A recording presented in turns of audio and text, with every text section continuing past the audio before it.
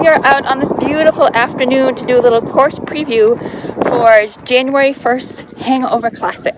So if you've not done this race before, we are at the start of the race, which is right here. Beautiful Bristol Harbor. So water all around. It's a little windy today, but it's still a beautiful day. A little history of this race, in that this race is in its 36th iteration. I think last year, we're not going to count that, even though we did a virtual version, 36th annual 5-miler. It was started by the East Bay Striders, which is a little before our time. My friend and mentor, Brian Beausoleil, had been running it for the last few years, and I had run this race as a runner. It was always my favorite way to start the new year, start off on the right foot, just start, running from the very get-go of the first day, the first year. And they have great trophies. Like, I always loved the trophies. I always wanted to win so I could get one of their trophies. So when I heard Brian was retiring and he didn't want to do the race anymore, I knew that we couldn't, that race couldn't go away. It was such a great race. So I approached Jock Hayes, who was East Bay Media, because he had been running East Bay events, and they kind of took it over that first year. And then after the first year, it didn't really match with what they were doing, so we, Road Races, took it over ourselves and started managing it, and we've been doing that ever since. I think that was 2016, 2017. But it is just a beautiful course, so we're going to give you a little preview today. 5 miles, and it starts here in Bristol Harbor.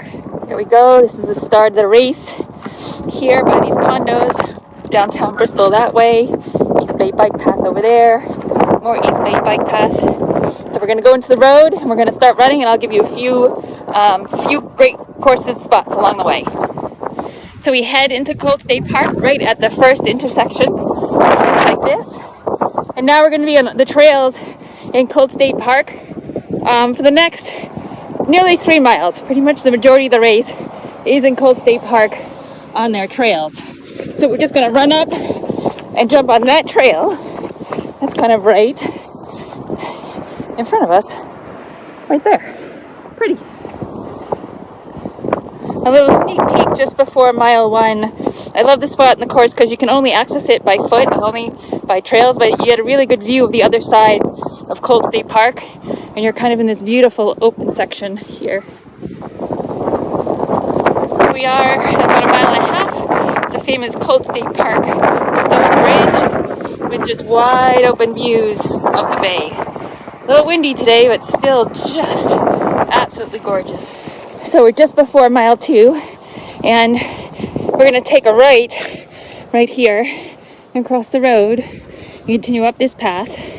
And I'd say this is not even really a hill, but this course is so flat that this is one incline that's on the way, and I'll show you the other one a little bit later. The view from mile 2. Just gorgeous.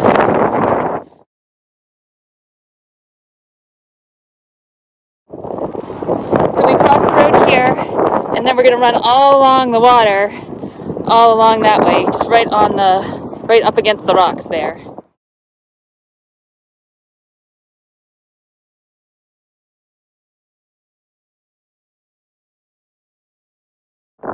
So we cross here again, across the road, and there in front of us is one and only real incline, in my mind, on the race. So it kind of starts back down there.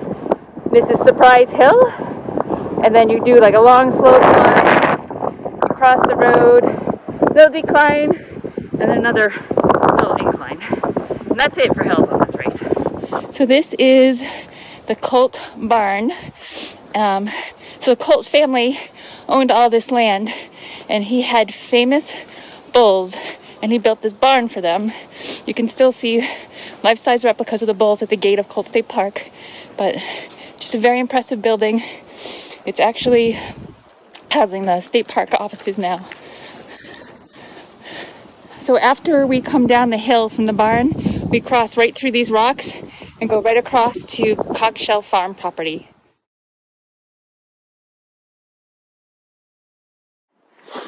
I forgot to mention that the barn was mile 3, so now we're at Cogshell Farm. You get this little sneak peek of the footbridge that we passed earlier around mile 2, and then this is Cogshell Farm.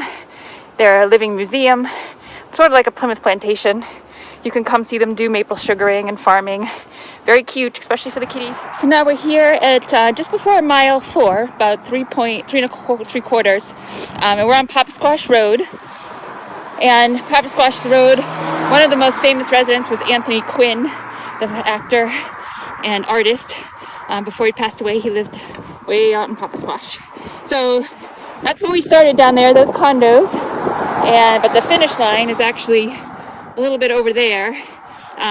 If you can see it in the distance, Guitarra School with a view, right there. So the finish line is just before that. So we're gonna just run right around the harbor, like that, and finish over there. It's pretty much all a downhill finish. So the only thing that's really might be holding you back is maybe a little bit of wind. Right now it's a tailwind, so not only is it downhill, but a tailwind. It's really nice. Bristol Marine right there. And I'll meet you at the finish. So we are here at the finish line in Bristol Harbor on the East Bay bike path. And as you can see, it's a beautiful spot to have a finish line. So I'm not sure we'll have a finish arch because of the wind, but it is a pretty place to end for sure. So we've got a little bit of downtown Bristol behind us and Bristol Harbor here. So we're looking forward to seeing everybody on the 1st. If you haven't signed up yet, we encourage you to sign up because we're running low on t-shirts.